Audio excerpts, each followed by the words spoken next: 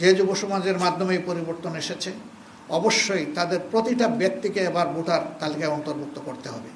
আসন পুনর্বিন্যাসের নামে জুলুম করেছে, এগুলাকে আবার পুনর্বিন্যাস করা লাগবে। সংস্কারের এই মৌলিক বিষয়গুলা সম্পন্ন হওয়ার সাথে সাথেই নির্বাচন অনুষ্ঠানের পদক্ষেপ আপনাদেরকে নিতে হবে। সুষ্ঠু নির্বাচনের মধ্য দিয়ে কাউকে না কাউকে এদেশের দায়িত্ব তুলে নিতে হবে হাতে।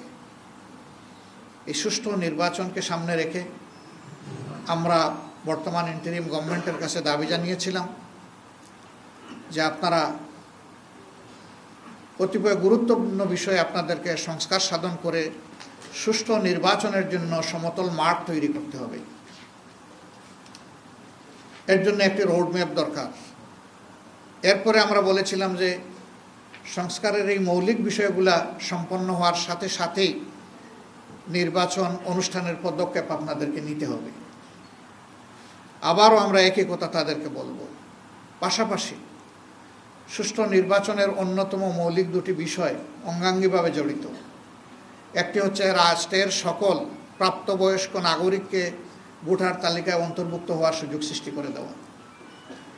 দ্বিতীয়টি হচ্ছে বিগত সরকার জুলুম করে বহু জায়গায় তৎকালীন বিরোধী দলে যারা ছিলেন তাদের এলাকাগুলোকে টার্গেট করে আসন সংখ্যা কমিয়ে দিয়েছে, আসন পুনর্বিন্যাসের নামে জুলুম করেছে। এগুলাকে আবার পুনর্বিন্যাস করা লাগবে বিবেক এবং বাস্তবতার আলোকে। এই ভোটার তালিকায় আমরা নিশ্চয়ই সবাই একমত হব, গত 3টি ভোট পর কোনো ভোটই না হওয়ার কারণে এদেশের মানুষ ভোটের প্রতি তাদের আস্থা হারিয়ে ফেলেছিল। অসংখ্য যুবক যুবতীর বয়স হয়েছে ভোট দেওয়ার, কিন্তু তারা ভোটার হওয়ার আগ্রহই তারা অন্তরে ধারণ করত না। যে যুব সমাজের মাধ্যমে এই পরিবর্তন এসেছে, অবশ্যই তাদের প্রতিটা ব্যক্তিকে এবার ভোটার তালিকায় অন্তর্ভুক্ত করতে হবে এবং তার জন্য প্রয়োজন হচ্ছে বাড়ি বাড়ি গিয়ে এই ভোটার তালিকা হালনাগাদ করা।